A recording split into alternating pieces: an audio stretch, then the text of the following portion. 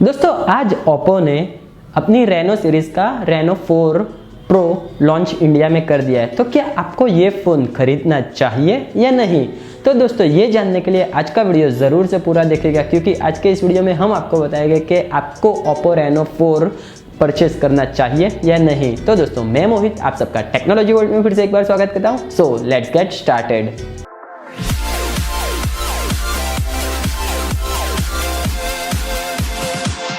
दोस्तों ये फ़ोन आपको खरीदना चाहिए या नहीं, इसके पहले हम आपको उसके स्पेसिफिकेशन के बारे में बता देते हैं। दोस्तों इसमें आपको 6.5 इंच की फुल HD प्लस डिस्प्ले आपको देखने को मिल जाती है, जो कि गोरिल्ला ग्लास 6 का प्रोटेक्शन के साथ आती है। और दोस्तों इसमें डिस्प्ले आपको कर्व 90 हर्ट्ज रिफ्रेश रेट की देखने को मिल जाती है, यानी कि इसमें कर्व भी डिस्प्ले है और 90 हर्ट्ज का रिफ्रेश रेट भी है। और इसकी टच रिस्पॉन्सिबिलिटी 180 हर्ट्ज की रहती है, जो कि काफ़ी एक अच्छी डिसेंट डिस्प्ले है इसमें।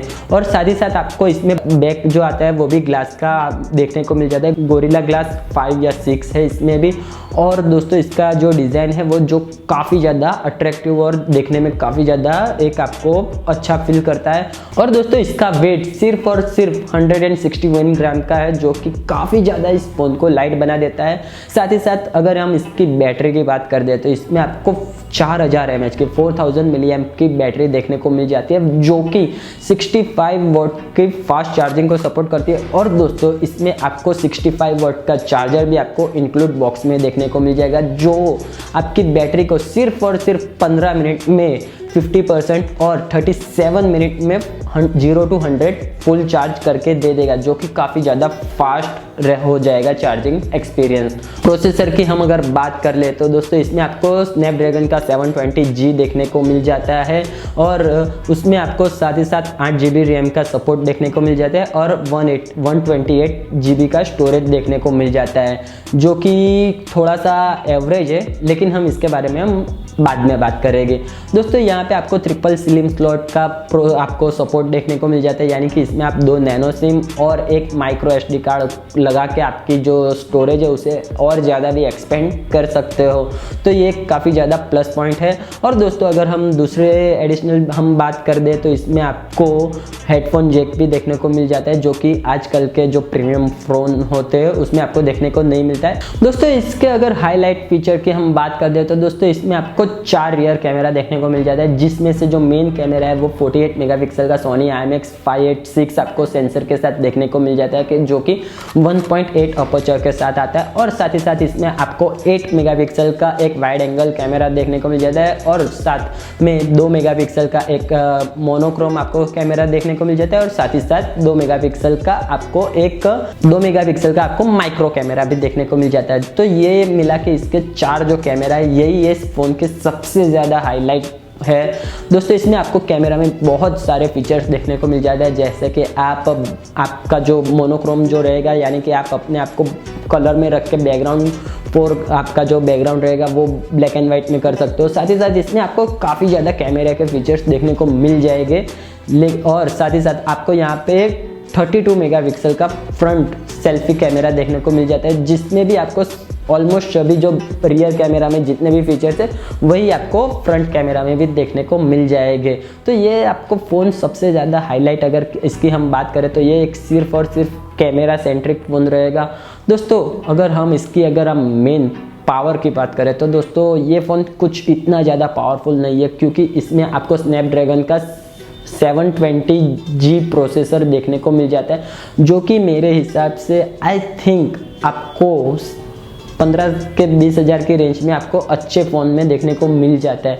तो ये फ़ोन में इतनी ज़्यादा कोई इतनी खास बात नहीं है जिसके कारण आपको 35,000 का स्पेंड करना चाहिए। आपका जो 35,000 है वो आप इसमें लगाते हो तो आई थिंक कि आप अगर ये फ़ोन परचेस करते हो तो आप पूरी तरह से बेवकूफ़ ही माने जा सकते हो, क्योंकि ये एक चाइनीज़ फ़ोन है और इसमें भी आपको 35,000 में आपको काफ़ी अच्छे और भी ऑप्शन देखने को मिल जाते हैं। अगर आपको चाइनीज़ फ़ोन लेना है तो 35,000 में अगर आपको प्रीमियम चाइनीज़ फ़ोन को नहीं लेना है तो आप वन प्लस नोट को भी अगर चूज़ कर सकते हो। साथ ही साथ बहुत सारे और भी ऑप्शन है। और उसके अलावा अगर आपको नॉन चाइनीज़ ब्रांड में जाना है तो सैमसंग के भी काफ़ी अच्छे अच्छे फ़ोन जो आते हैं, ये जो 30,000 एंड 35,000 की प्राइस रेंज में, वो काफ़ी ज़्यादा आपको अच्छे देखने को मिल जाते हैं।